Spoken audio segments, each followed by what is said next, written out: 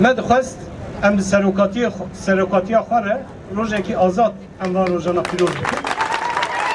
Em bawerin ev roj jî nêzik e. Em vê jî bêjin. Nêzik e. Güzel, anlamlı, değerli bir gün. Önce bunu ifade edeyim.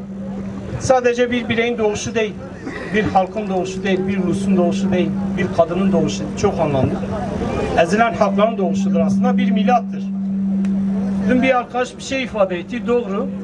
Göbekli Tepe insanlık için sıfır noktasıysa, Önder Apo'nun doğuşu da Özgür Kürt için sıfır noktasıdır. Yani tarihin başlangıcıdır bizim için. Yeni bir süreçten geçiyoruz. Ama bu sürecin ruhuna çok da uygun olmayan bir saldırıyla az önce karşılaştık. Hakikaten ilginçtir. İşte önderlik sürekli norm devletinden, norm dışı devletten bahsediyordu. Şimdi bu nasıl bir kafadır? Bu Talat Paşa kafasıdır. Sayın Devlet Bahçeli'nin kafası değil. Ama Talat Paşa'nın kafasıdır. Devlet Bahçeli kurucu önder diyor. Bu ülkede saygı duyulması gereken 3 kişiden birisi kurucu önderdir diyor. Bunu böyle tarif ediyor. Bunu biz söylemiyoruz. MHP Genel Başkanı söylüyor. Sayın Devlet Bahçeli bunu ifade ediyor. Ama bir resmine bile tahammül etmediler.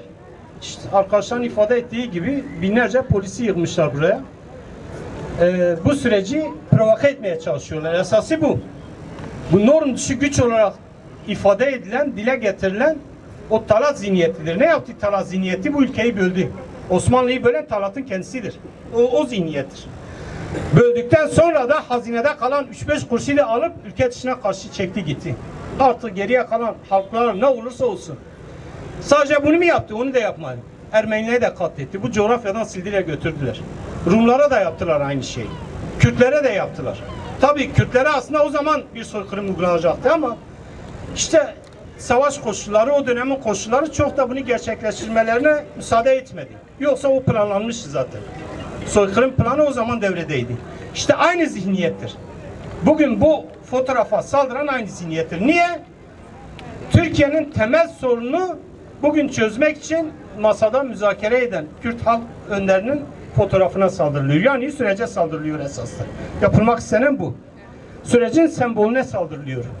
Çok anlamlı bir saldırı aslında bu yönüyle değerlendirilirse. Şimdi böyle mi barışacağız, böyle mi kardeşlik olacak? İşte Sayın Bahçeli de söylüyor. Kardeşlikten bahsediyor, kardeşlik hukukundan bahsediyor. Kardeşliğin güncellenmesinden bahsediyor. Böyle mi yapacağız? Böyle olmayacak elbette. Nasıl olacak? Önce halkın ve halkların kimliğini, varlığını ve özgürlüğünü kabul edeceksin. Bu böyledir. Onun değerlerine saygı duymayı öğreneceksin önce. Barış olacaksa, kardeşlik olacaksa önce bu halkın değerlerine saygı göstermesini bilmek gerekiyor. Bunu yapmak lazım. Madem müzakere dedik, madem demokratik müzakereyle sorunların çözümü dedik, yöntem böyle mi olacak? Sorunlar böyle mi çözülecek? Bu şekilde mi, bu saldırılarla mı sorunlar çözülecek? Olmaz. Bu kafayı değiştirmek lazım. Bu Talat zihniyetini bu ülkeden söküp atmak lazım. Atılmadan demokratikleşme gelişmez. Devletin demokratikleşmesi de beklenemez. Ya da buna faşist damar diyorlar. Kendileri ifade ediyor. Bunu faşist damar olarak tarif ediyorlar. İşte 1910'lardan, 13'lerden itibaren kurulan bir damardır. Bir zihniyettir. Sadece Kürt'ü değil, farklı hiçbir şey kabul etmiyor. Şimdi önderliğin buradaki farkı ne? Önderlik nasıl bir ulus doğurdu? Böyle tek renge sıkışmış, daraltılmış bir ulus anlayışı yok. Yani tekçi bir ulus değil. Farklılıkları tanıyan, kabul eden, farkları zenginlik olarak kabul eden, özgürlüğü, ulusu bir dayatma değil de özgürlüğün zemini haline getiren demokratik ulus anlayışıyla ortaya çıktı. Bu çok önemli. Yenidir. Sosyalizm açısından da yeni bir açılımdır. Önemli bir gelişmedir. Önemli bir yaklaşım.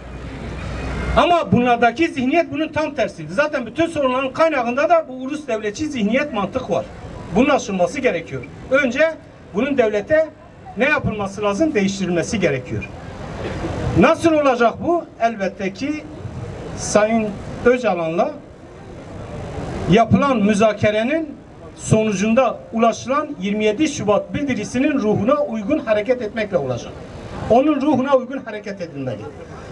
Bu halk nasıl o ruha uygun davranıyorsa, uygun hareket ediyorsa uygun etkinlik yapıyorsa, uygun dört elle barışa sarılıyorsa, aynı şeyin bugün iktidar ve gücü elinde bulunduran kesimlerin de yapması gerekiyor. O ruha uygun davranması gerekiyor.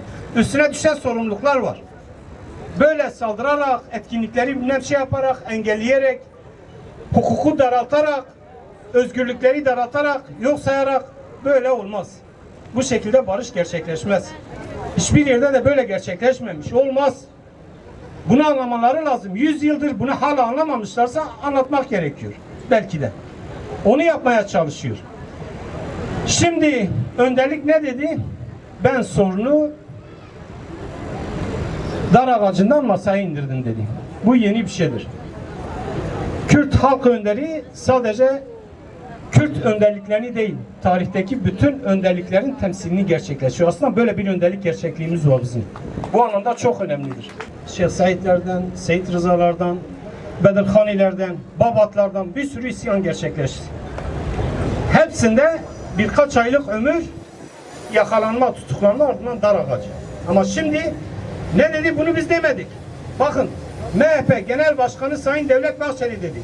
Benim temel muhatabım sorunu çözecek kişi Sayın Öcalan'dır dedi. Kurucu önderdir dedi. Kendisi ifade etti bunu. Yani ben sorunu muhatabıyla çözeceğim. Sorunu muhatabıyla müzakere edeceğim dedi. Başka bir yeri işaret etmedi. Başka kişiyi de işaret etmedi. Doğru bir yaklaşım. Devletin bu noktaya gelmesi önemli bir şeydir.